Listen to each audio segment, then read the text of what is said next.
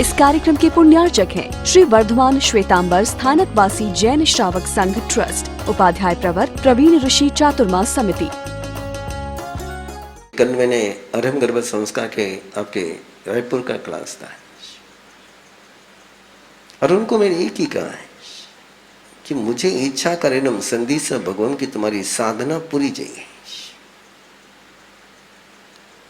बाकी सब साधना है तो सेकेंडरी। मैंने कहा पहले वो साधना है। इच्छा करेनम संदेश भगवान, वो तीर्थंकर परमात्मा है। मैं ये करना चाहता हूं, मुझे आपकी आज्ञा चाहिए, मुझे आपका मार्गदर्शन चाहिए, मुझे आपके आशीर्वाद चाहिए। अगला शब्द है इच्छम। वो शब्द बोलने का नहीं होता है, वो सुनने का होता है। इच्छा करेनम संधीस भगवम इरिया वही हम पढ़ी कमामी। इच्छम, इच्छम ये शब्द आपका नहीं है, ये किसका है? ये गुरु का है, ये परमात्मा का है। और इसलिए आज के पर्युषण पर्व के आराधना के इस अवसर पर आपसे आग्रह कर रहा हूं और बिल्कुल आपके साथ में खुलकर के चर्चा है। देव की जो वासुदेव को कह सकती है, वो तीर्थंकर परमात्मा से कह सकती थी, नहीं कह सकती थी। श्री कृष्ण वासुदेव जिसके लिए हरि ने गमेश के पास जा रहे हैं, वो तीर्थंकर परमात्मा से निवेदन कर सकते थे, नहीं कर सकते थे। फिर क्यों, किस लिए, व्हाई?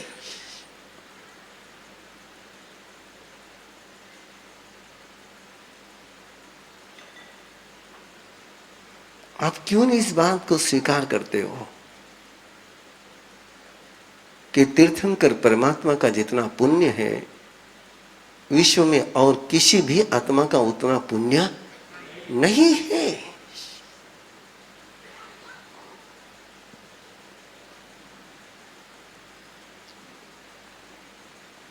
अनंत पुण्य तीर्थंकर परमात्मा का है।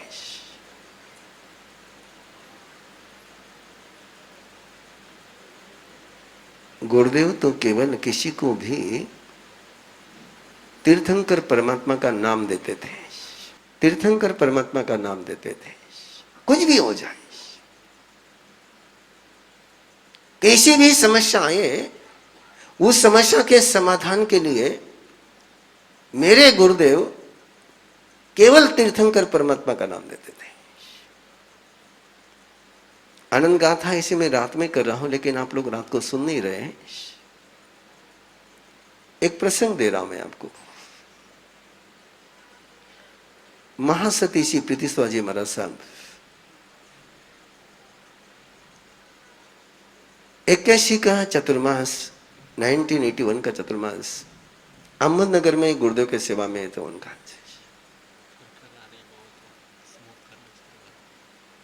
महासती मंगल प्रभा जी उनके साध्वी एक दिन दोपहर के शाम के जिस समय गुरुदेव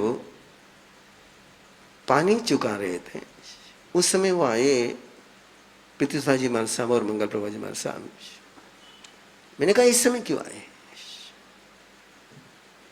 तो उन्होंने कहा कि कल हम प्रवचन में आ नहीं पाएंगे। गुरुदेव ने पूछा क्यों? बोले मंगल प्रभा जी को गम स्टोन हुआ है, गम स्टोन, और उसका कल ऑपरेशन है सुबह, इसलिए कल प्रवचन में आना संभव नहीं होगा। ये आपकी आज्ञा लेने के लिए आए, ये बताया उन्होंने। और गुरुदेव ने कहा कोई बात नहीं, एक छोटा सा काम कर लेना। बोले मैं वही खड़ा था। तीर्थंकर के एक परमात्मा के 24 तीर्थंकर में से एक परमात्मा का नाम दिया। बोले इस नाम की आज रात को सोने के पहले एक माला गिन लेना। माला गिनने के बाद हाथ मुंह के सामने रख करके एक 10-11 बार तीर्थंकर का नाम बोल लेना, यहां से हाथ फेर लेना और चुपचाप सो जाना। अब मैं वहां खड़ा, जिसको तर्क के अलावा कुछ नहीं आता था, मैंने कहा क्या है, अब सर्जिकल सब्जेक्ट है, अब क्या तीर्थंकर आकर के ऑपरेशन करेंगे क्या? यस, गम स्टोन है, एक्सरे की रिपोर्ट है, डॉक्टर ने कहा है ऑपरेशन करना है। आइए तीर्थंकर के माना वो क्या करेगी? बोला कुछ नहीं, मन में चला गणित,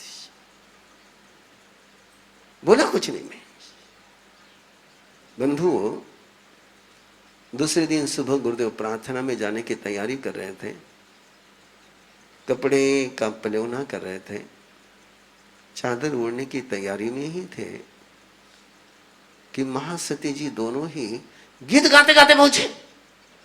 वो आपको पता है पृथ्वी माँ सब कैसे गाते हैं, बिल्कुल वाह वाह वाह वाह वाह वाह वाह वाह वाह वाह वाह वाह। मैं पूछा क्या हो गया, वो मेरे सवाल का जवाब ही नहीं दे, मेरे तरफ देखे ही नहीं, और वो गुरुदेव को वंदना करे, बाबा पहले ही कहना था ना। गुरुदेव कुछ नहीं, अपने भोले भाले, हाँ साता है महासती जी। और महासती जी ने कागज के पुड़ी में वो स्टोन लेकर के आए थे। अब वो स्टोन देखूं मैं, उनके तरफ देखूं, मैंने क्या मामला है। तो महासती जी ने पूरी बात बताई कि बोले आपने कहा वैसी माला गिन करके सो गई, सुबह उठी कुछ चुभ रहा था तो उंगली अंदर डाली तो स्टोन बाहर आ गया। तीर्थंकर के नाम की माला जाप रूप में देते थे, सहज भाव से भक्त गणों की व्याधि को हर लेते थे। गुरुदेव ने कभी तीर्थंकर परमात्मा और नौकार मंत्र लोगोस और नमोथुनम के बाहर किसी देवी देवताओं का जिक्र कभी नहीं किया। एक अटूट आस्था थी उनकी कि तीर्थंकर का अनंत पुण्य है, तुम जितना लेना चाहो उतना ले सकते हो, तुम्हारा लेने का सामर्थ्य कितना है। बावड़ी उतना ही पानी देगी जितना बावड़ी में है, घड़ा उतना ही पानी देगा जितना घड़े में है, लेकिन सागर में से तुम कितना ही पानी निकालो वो कोई कम होने वाला नहीं है। लेने वाले का सामर्थ्य चाहिए, तुम लो ना। और इसलिए गुरुदेव बिल्कुल सिंपल बात करते थे। और मुझे ये सवाल बार बार मन में आता रहता है कि एक भिखारी का बेटा भीख मांगे, मन में दया जन्मती है, करुणा जन्मती है, लेकिन किसी करोड़पति का बेटा भीख मांगने निकल जाए तो गुस्सा आता है। मुझे आप पर गुस्सा आता है, मैं गुस्सा करता हूं। तुम तीर्थंकर के बेटे हो और अपने बाप का अपमान करते हो, ये मंजूर नहीं है, मुझे स्वीकार नहीं है। और इसलिए आज मुझे मौका मिला तो मैंने सीधी आपसे बात करी, तो क्यों ऐसा है। और बिल्कुल अंतगढ़ का प्रमाण पत्र आपके सामने है, और किसी का प्रमाण पत्र लेने की आपको जरूरत भी नहीं है। आज तो आप मुझे कह नहीं सकते कि महाराज साहब अपने मन की बात कर रहे हैं। आप ही मुझे वापस एक बार मैं सवाल पूछ रहा हूं, यदि श्री कृष्ण वासुदेव देवकी का दर्द ले जाकर के अरिष्ट नेमि के पास रखते हैं तो जवाब मिलने में टाइम कितना लगता था? यदि देवकी इतना झुरने के बजाय तुरंत अरिष्टनेमि के पास पहुंच जाती, झुरना पड़ता क्या?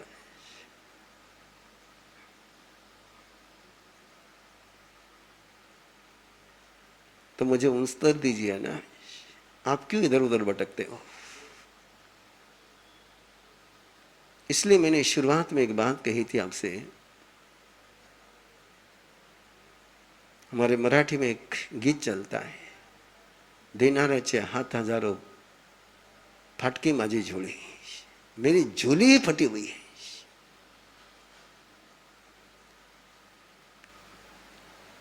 वाई? किस लिए?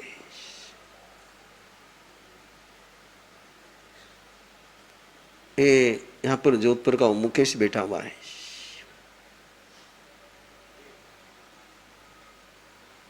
मैं उसको बोलने का समय नहीं दे पा रहा हूं, लेकिन वो आपको आराम से बता सकता है कि उसको भी बहुत कुछ बताया गया था। वो किसी कारण से डिप्रेशन में गया था, तो किसी ने कहा कि तुझे काल सर्प योग है।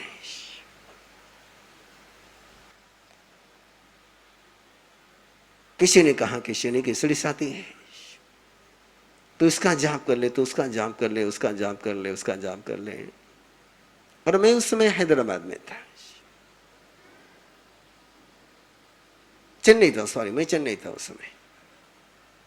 अरे चेन्नई आया और मैंने केवल इसको पुरुषाकार की साधना दी, बाकी कुछ नहीं। मेरे पास तो तुम दिन में आओ कि रात में आओ,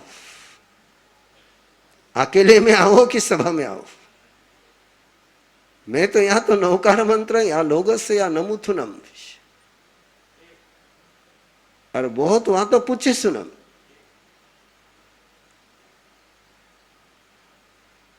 मैं यही करता हूं, मैं यही सिखाता हूं, मैं यही देता हूं। अब जिसके पास जो है वो ही देगा।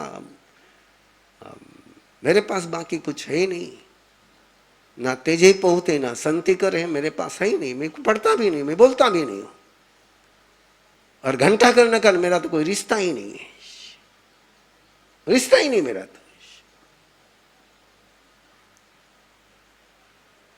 मैं तो उसको बिल्कुल ना तो बोलता हूं, ना बोलने वाले को पसंद करता हूं। आज मौका मिला है, सारा एक साथ निपटा देता हूं।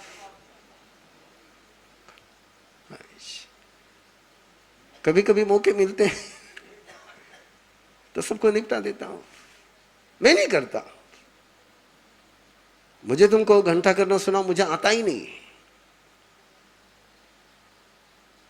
पढ़ करके बोलूंगा तो मैं तुमको बोलूंगा फिर कि बहुत सारी बात है। और आपने अभी सुनी बात कि हरिने गमेशी देवता आया है और श्री कृष्ण वासुदेव ने उसको आते ही वंदन है, अभिवादन नहीं किया है। वो खड़ा है कि वो पौषद में है। अरे सामने आए हुए देवता को भी पौषद में रहा व्यक्ति अभिवादन नहीं कर सकता है, तो तुम सामयिक में घंटाकरण बोल कैसे सकते हो? हा? कैसे बोल सकते हो आप लोग?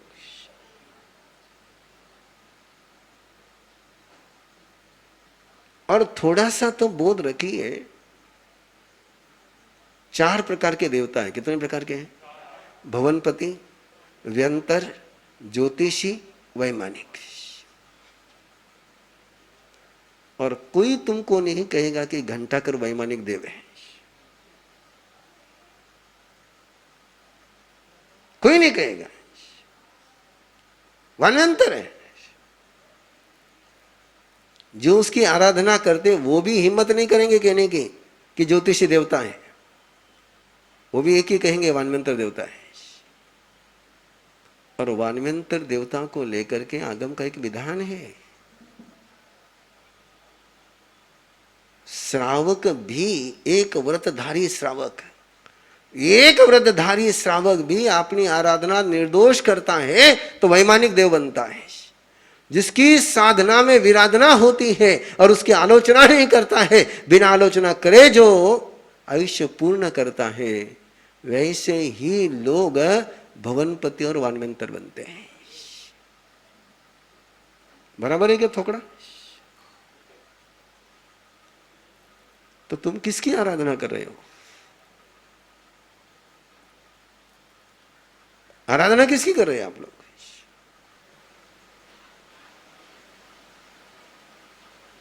और जवाब किसी के पास नहीं है,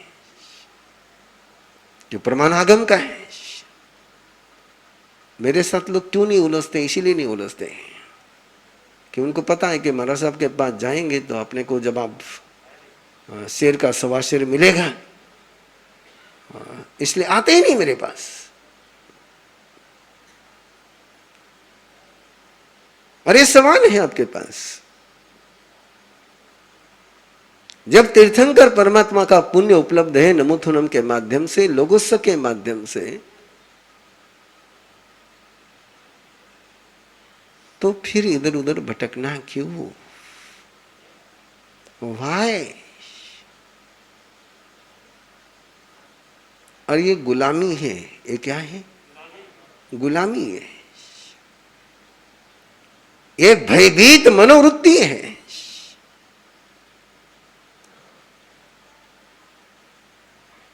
और भयभीत व्यक्ति ही इधर उधर भटकते रहता है, जिसका कॉन्फिडेंस लेवल नहीं बराबर। एक अटूट विश्वास होना चाहिए कि तीर्थंकर परमात्मा है, तो मुझे स्वयं को अकेला महसूस करने की परमिशन नहीं है। मैं क्यों स्वयं को अकेला महसूस करता हूं?